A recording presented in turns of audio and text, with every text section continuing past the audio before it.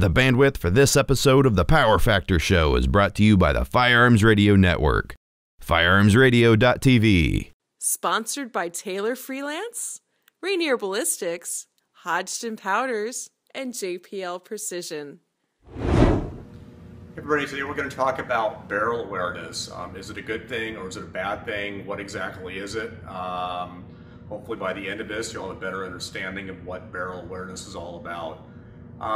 When I first started getting back into shotgun shooting a few years ago, I started looking for lots of different books and whatnot that I could possibly pick up tips on fundamentals, techniques, the art and the science, so to speak, of shotgun shooting. And pretty much unilaterally across all those books, the one thing that they warned about is that focusing on the barrels is bad. And the problem there is that when you're shooting, you are looking at the bird, and what happens is that people will then want to effectively check their lead. It's called barrel checking, and their vision will shift from the bird back to the barrels or back to the front sight. And when that happens, typically what occurs is that your hands will slow down, because rather than having your mind and focus on the bird and tracking that speed, all of a sudden your vision comes back to the gun and you completely lose all reference to the bird.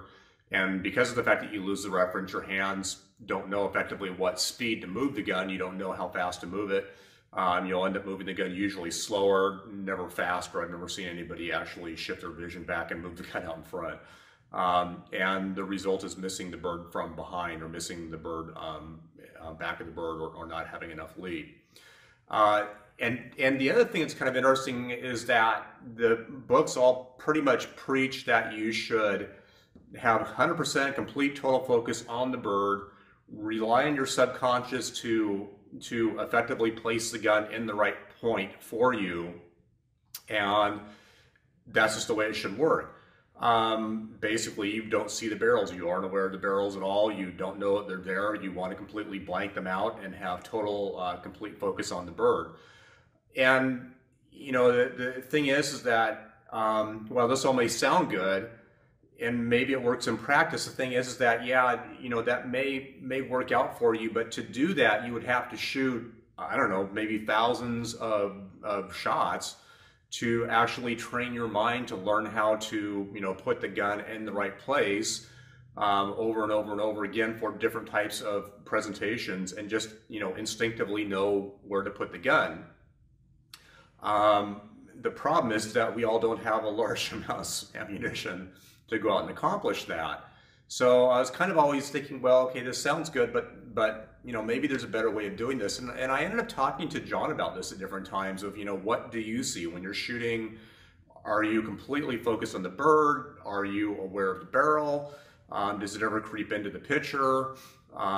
Just exactly what you're doing is it's difficult to crawl into somebody's head, because even though they may say, yeah, I do see the barrel, I am aware of it, or what, it's like, okay, well, how much are you aware of it, or what exactly are you seeing? And John said pretty much that, yeah, he is, aware of the barrel from time to time. It's there, he'll see it.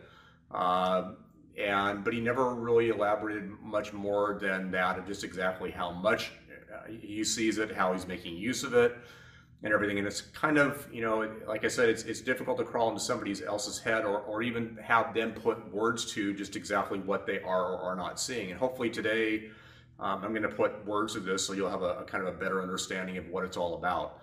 The interesting thing is that I after going through all this of don't ever see the barrel, just completely blank the barrel out. The problem is that you almost become afraid of it, because you've been told so many times that seeing the barrel is bad, that if you ever do have the barrel creep into your picture or your sight picture, it kind of almost distracts you, and that you've been, all this time you've been trying to shoot without seeing the barrel, and oh my God, the barrel jumped into the picture, and now what? And if you become afraid of it or distracted by it, just the mere distraction of it can very easily cause you to miss a bird.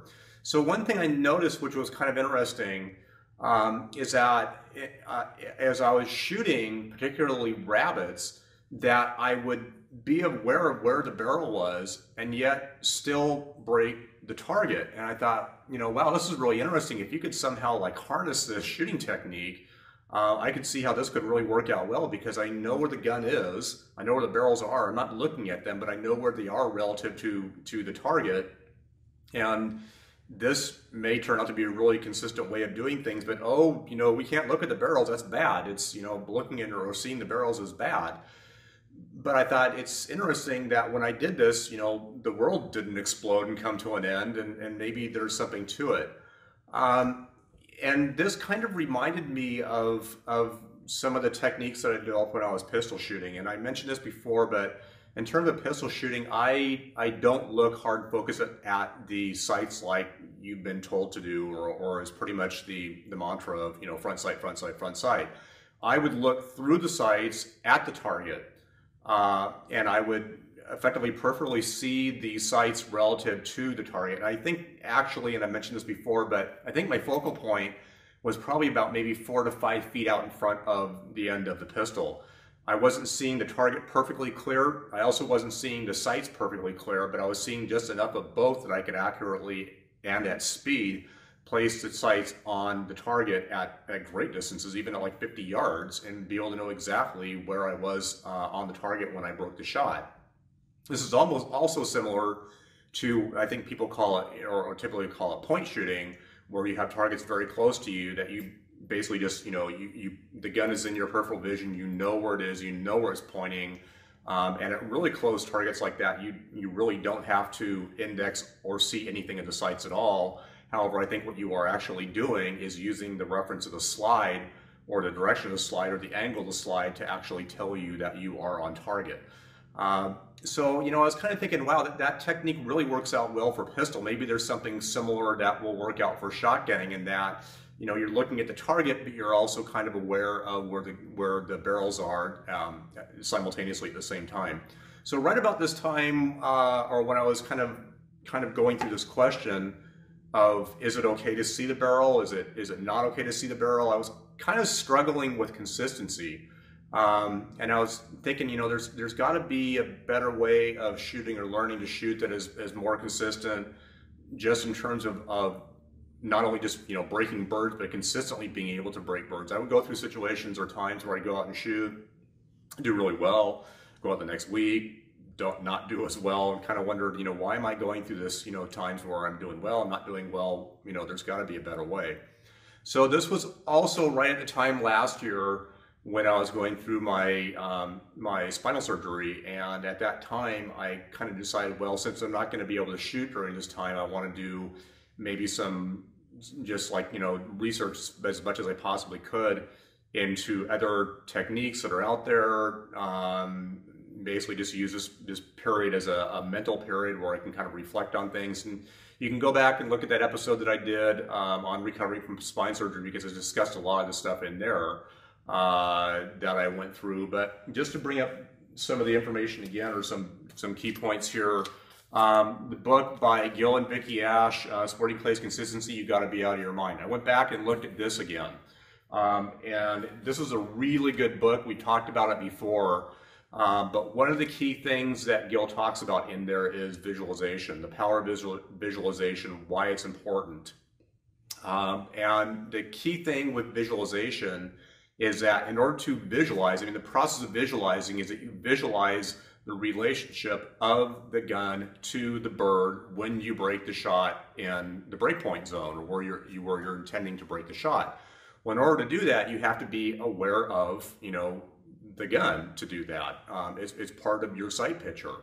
The other thing that Gil talks about in the book is barrel awareness, and he goes to the point of saying that barrel awareness is important, but you should never have any more than 5% awareness on your barrels. In other words, you should be about 95% or more focus or awareness on the bird, and no more than 5% awareness on your barrels.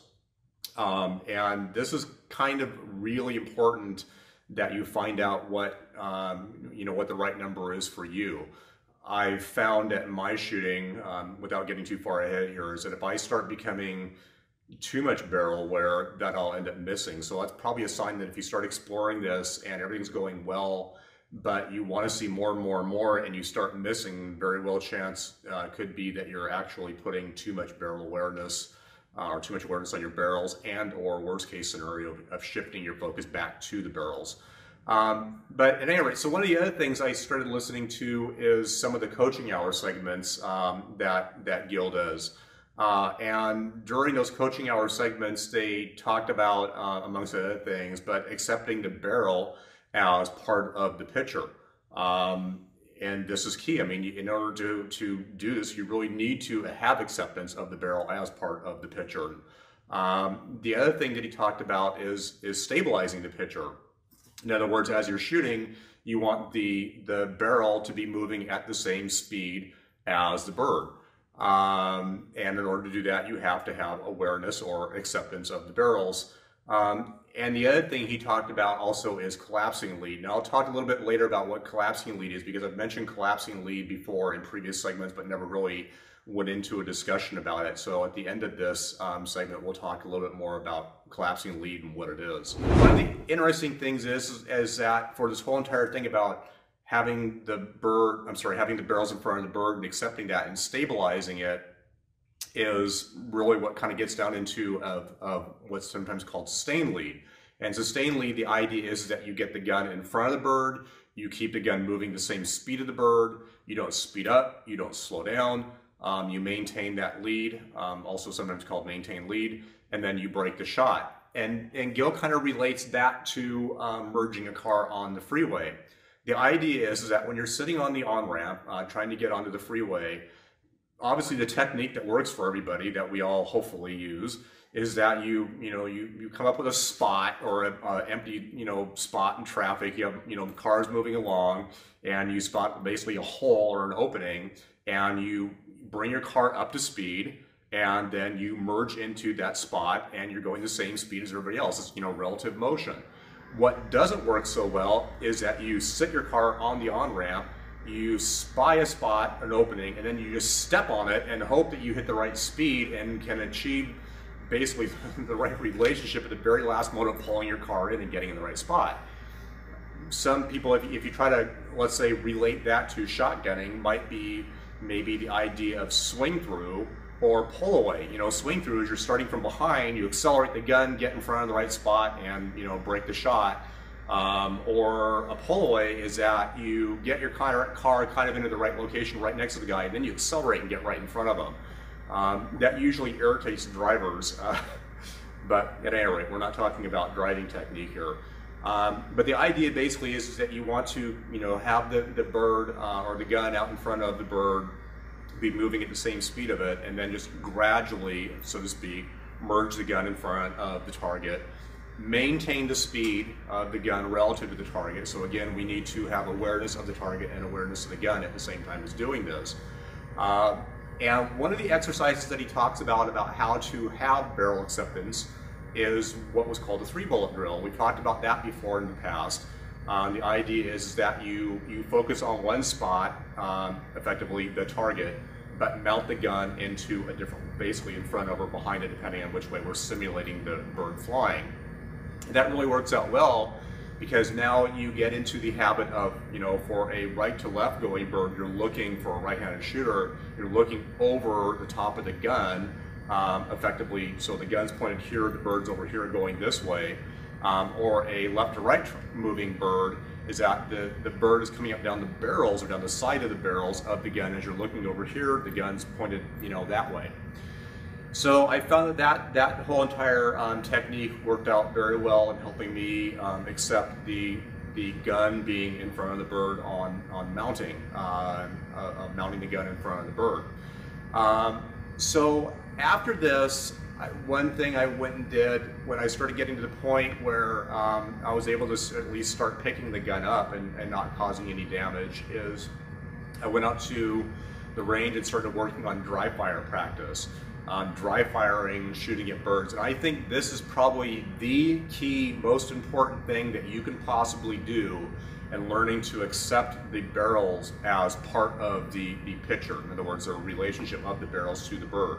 The key thing here is that you're not firing a shot, the gun is empty, you're simply just mounting the, you're one of the people in the squad, whether we're talking skeet, whether we're talking sporting clays, whatever the case is, but they call the bird, you're off to the side, and you mount the gun and simulate as if you were shooting it. But the nice thing about this is that your focus is completely on the bird, but you are also able to accept or see the relationship of the barrels to the bird and move the barrels along with the bird at the right speed, at the right line. Now again, before you go off and do this, you really need to let everybody in the squad know what your plan is and get their permission. And you know, again, muzzle safety and everything is key and paramount here. You need to be really careful about this, but let them know what your plans are. Make sure they're on board with this. It really is a powerful technique to learn about muzzle awareness. This probably for me did more for accepting the muzzles as part of the picture more than anything, more than the 3-bullet drill, more than visualization. You know, and literally I went through, when we were doing this, I went through a simulated preload routine or visualization. You know, I was out there with the squad, I saw where the birds were flying, I visualized in my mind what that would look like. But then if you're in a squad of, you know, 5 shooters, you're seeing, and let's say at the particular target stand is 5 pairs, you know, rather than doing this only once, as if you were shooting the squad, now you get to do it for all 5 people of doing this barrel mounting dry fire exercise for every single one of those persons. So you're seeing a lot of bird presentations and have a lot of opportunity here to work on stabilizing the picture, getting the gun as part of the sight picture and everything there. So I really highly recommend doing this. It really helps you in terms of just accepting and stabilizing the whole entire presentation. So the interesting thing about all this is that where I got the idea of doing today's segment is the latest issue of Sporting Clays magazine, which is the NSCA publication, came out, and there are 3 really good articles in here. The first article is by a guy by a guy by the name of Daniel Schneider, and the article is called "Trust Your Muzzle Awareness," and it's kind of interesting because he starts out with, well, probably everybody already knows this, or you would think everybody already knows this, that having muzzle awareness or trusting your muzzle awareness or having, you know, the barrel as part of your sight picture is key into consistency and breaking targets. But he said, and this guy is a level 3 NSCA instructor, he said it's interesting that the number of students that he has is that some of them go back to this whole entire thing of 100% complete focus on the bird. I can't see the barrels. Seeing the barrels is bad. And the key thing that he points out here is that having 100% trust, or 100% focus on the bird and not seeing anything else does not work. It does not work in terms of consistency, and it does not work in terms of improving your odds or your ability to break targets. So I thought this is really interesting because this also, you know, reinforces a lot of the stuff that I've read also before in the past, especially like in Break 'Em All, book that we've talked before, where it says that literally you have to see or accept the muzzles as part of the sight picture in order to consistently break birds.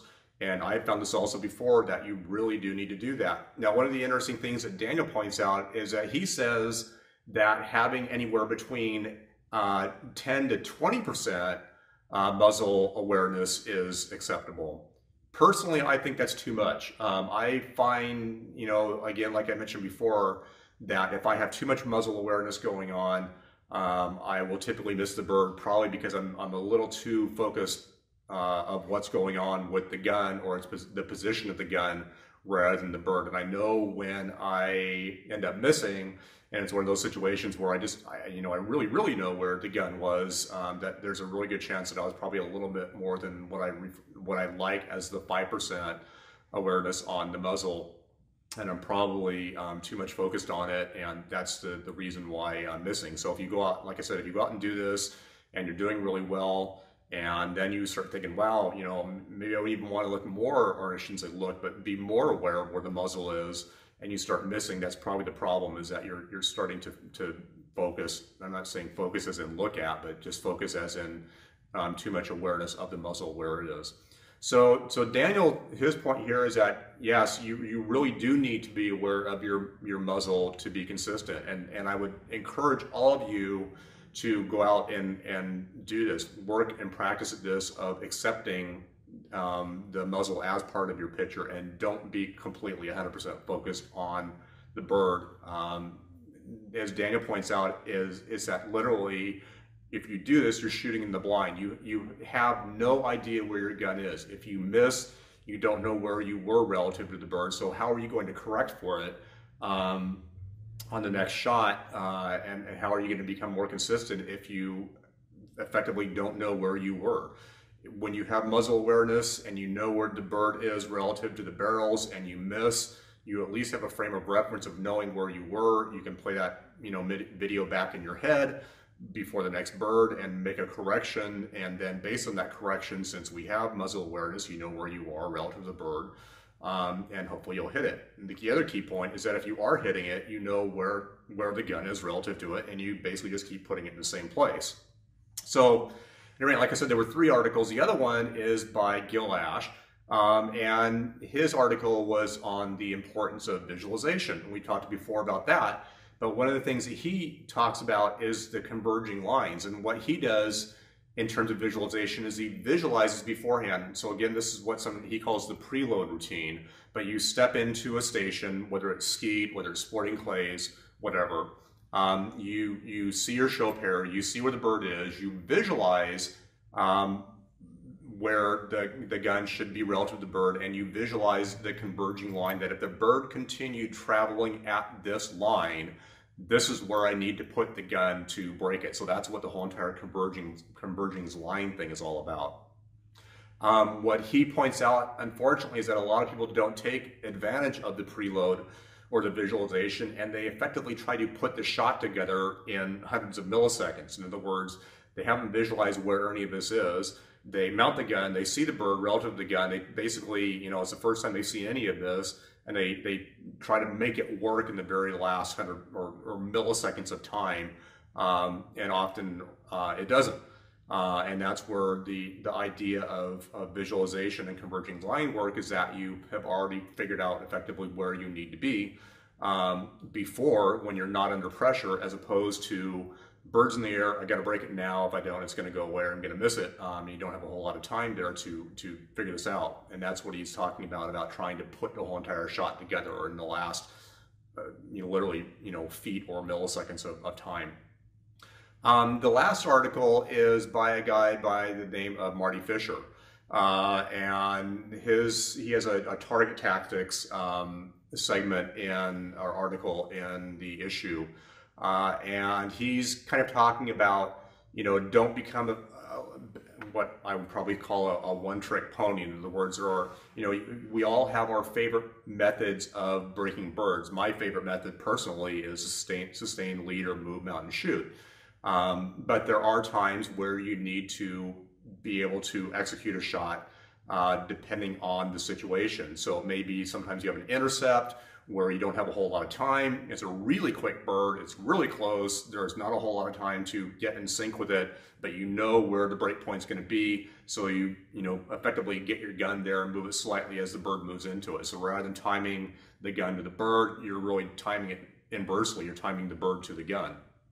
The other point, sometimes you do need to do swing through, or you do need to do pull away, or whatever the case is. But he talks about basically the idea of getting the gun, and he warns about getting the gun too far out in front of the bird. And this kind of gets into collapsing lead. And the idea of collapsing lead is that normally we try, or at least I try, to have the gun, the position of the gun roughly about halfway, give or take, between my hold point and my break point. So I can get in sync with the bird, move with it, stabilize the bird as it goes into the break point, and then break the shot. Collapsing lead has you move the gun, the hold point, closer and closer to the break point. And the idea is that as the bird is launched, you start slowly moving the gun toward the break point, and the bird is now moving faster say laterally, then the gun is moving. But the idea is that the bird moves into the gun, into the lead, and you stabilize it and break the shot. The problem that Marty points out is that if you have the gun too far out, you effectively lose the ability to connect the dots. In other words, if the gun is so far out in front of the bird, you don't really have a feel of being able to be aware of where the gun is and where the bird is at the same time to connect that line or make the converging line to the bird. And Dave Jeffrey, who I shoot with quite a bit, is a big fan of collapsing lead. And it's funny because there's been target situations where he would recommend, hey Steve, move your gun closer toward the break point. And sometimes it works, but often or not, what I've found is that I lose that ability to get in sync with the bird. As I move the gun further out toward the break point, I kind of lose my mental relationship or ability to see the bird and know where the gun is at the same time. And the problem for me, at least, then is that the gun is in the wrong place, either in terms of line relative to the bird when it comes into it, and then I don't have enough time to correct for it. So, he's sometimes recommended, move the gun out, I'll try it, I'll miss again, and then I found, personally, for me, that moving the gun back toward my original point and getting in sync with the bird usually results in breaking the target. However, that is not to say that there are times where I have done the collapsing lead and it works out really well. And the idea there is that if you move the gun or have the gun too far back toward the bird and it's thrown, the bird will beat you. In other words, it comes out and you don't have enough time to move or get the gun out to the right spot, and now all of a sudden you're chasing it rather than controlling the bird. So a lot of times the collapsing lead will help with that, where it gives you more time to really control the bird. But there is, I think, a point of no return, so to speak, that if you get too far out there, it doesn't work. What I found where it does work well is quartering target. So quartering target is the bird's going out at an angle like this, and you hold the gun very close to the break point. But the key thing here, since it's a quartering target, is that you're able to see the gun and the bird simultaneously. So you have that ability to connect the dots, so to speak, of where the bird's going and where the gun is.